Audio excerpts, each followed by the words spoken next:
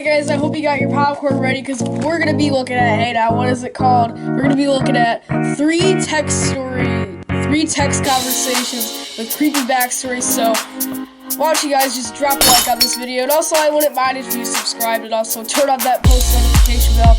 That way you don't miss out when another banger comes out. And now, with all that being said, let's get to number one.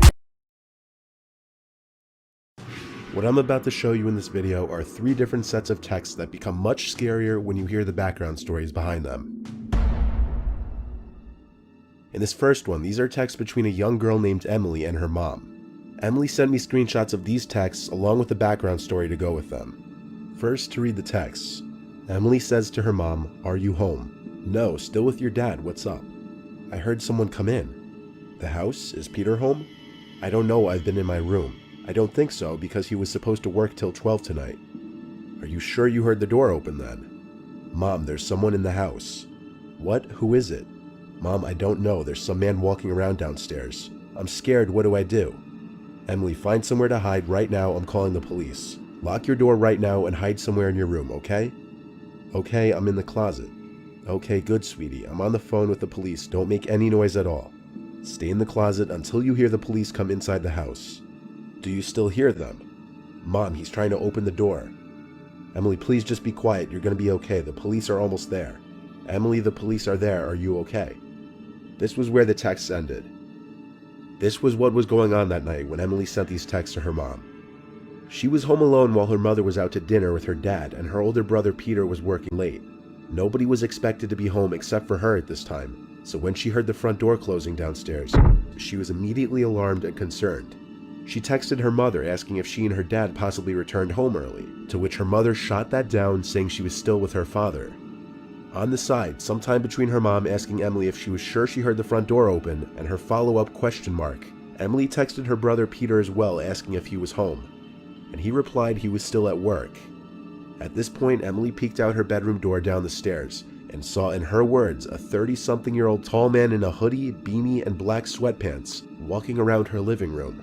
At this point, she started to freak out and locked her bedroom door as quiet as she could and continued to text her mom. Upon telling her mom some stranger was in the house, the mom suggested Emily hide in the closet while she got on the phone with the police. While sitting in her bedroom closet trying to wait this nightmare out, Emily heard the man fiddling with the doorknob to her bedroom trying to open the door, followed with him trying to forcefully break the door open by the sound of it. This was where Emily stopped replying to her mother, as she was too scared to even move a muscle in fear of being heard, even after the man gave up on the door. Police arrived and entered through the front door, which was unlocked, and they knew to go straight to Emily's closet. It was only then, when the police opened the closet door, that she felt safe to move. The intruder had stolen a number of valuables, but Emily was fortunate enough to have made it through this unharmed. She called her mother while the police were there to let her know she was okay, and the parents returned home shortly thereafter. This is a perfect example of why you should always make sure all the entrances to your house are locked, especially at night or when you're home alone. Guys, that was a really terrifying story, but always make sure your doors are locked because you never know what will happen in the middle of the night if your doors are unlocked. But you know what, with all that being said, we're going to go ahead and get to number two. In this next one, the following texts are between a girl who wishes to remain anonymous, who I'll just refer to as Amanda, a guy named Jake who she met a handful of times through friends, and separate texts among Amanda and her friend Alyssa. It starts with Jake texting Amanda, "Hey," and this is how it goes. "Hey, what are you doing?" "Nothing, what about you?" "Same, want to hang out." "Maybe, what do you want to do?" "I mean, we can't hang here because my parents are home, but what if I came to you? Are your parents home?" "Nope." "So let me come, lol." "When?" "I'm free now if that works for you." "What made you even think to hit me up?" "You're really pretty and I just want to hang out with you." "Okay, I look like a potato right now, so you have to give me some time to get ready." "That's fine, what's your address?" "Word, I'll head over soon." "Wait, no, don't, I need time to get ready." The text between Amanda and Jake left off there, where he apparently left her text unread when she asked him not to come over just yet. At the same time, she went to go text her friend Alyssa about it, as Alyssa's part of the same friend circle as the two of them. Amanda was surprised to be hearing from Jake and texted Alyssa to see her reaction about it. This is how those texts went. "OMG, he randomly hit me up, and he wants to come over. Are you gonna let him?"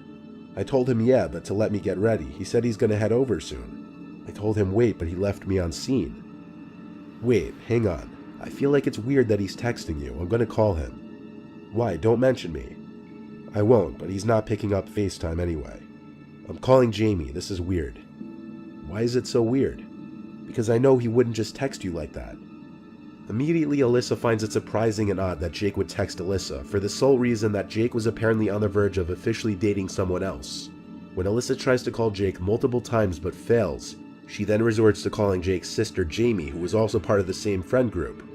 All the while, Amanda is confused as to why Alyssa finds this all so weird. Alyssa's last text to Amanda was OMFG, before calling her, revealing that Jamie told her over FaceTime that Jake lost his phone the day before, and his Find My iPhone was disabled. They obviously quickly draw the conclusion that whoever was texting Amanda was not Jake. Jake then got on the phone with Amanda and told her that whoever had his phone was nobody that he knew, because he lost his phone during his morning run. The three didn't know whether it was just a prank or not, until Amanda got a follow-up text from the person who had Jake's phone, saying, "I'm here, I'm at the door."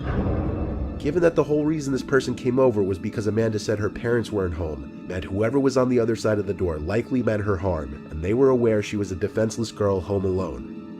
Amanda looked through the peephole of her front door, and there was someone in a hood standing on her front porch, looking at the peephole. Amanda sent one final text saying this: "I know this phone was stolen, I called the cops already, they're almost here. You better get out of here and never come back or you'll be sorry. We also have you on video cameras, so wave hello." The person read the text right away and didn't respond. The next time she checked through the peephole, the person was gone. Jake was able to get his IMEI number, and since it was being used for illegal activity, police helped track the phone to a man who lived a town over, who was prosecuted accordingly, and in this case, justice was actually served.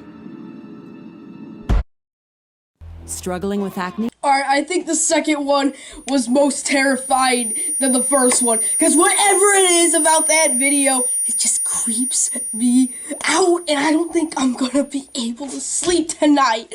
So this is going to be really hard for me. But let's go ahead and get to number 1.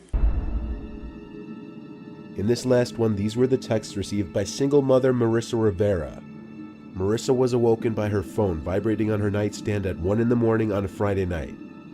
On the screen were a bunch of texts from her son John. The text went as follows: "Mom, I need help. I got into a car accident. Can you come pick me up? I think I injured my elbow. The damage is pretty bad. I don't know what to do. Please tell me you're joking. Are you okay? Yes, my elbow just hurts. Where are you? At the intersection of Robeson Street and Humphrey Lane by Longley Supply. Is Kevin with you? No, I'm alone. Okay, just stay there, I'm coming." Marissa started to get ready to go to her son's aid when she remembered he had location sharing on with her. So, wanting to make sure he gave the right location, she checked where her son's iPhone was located. She was taken aback when she saw John's location was at the house, not at this random intersection.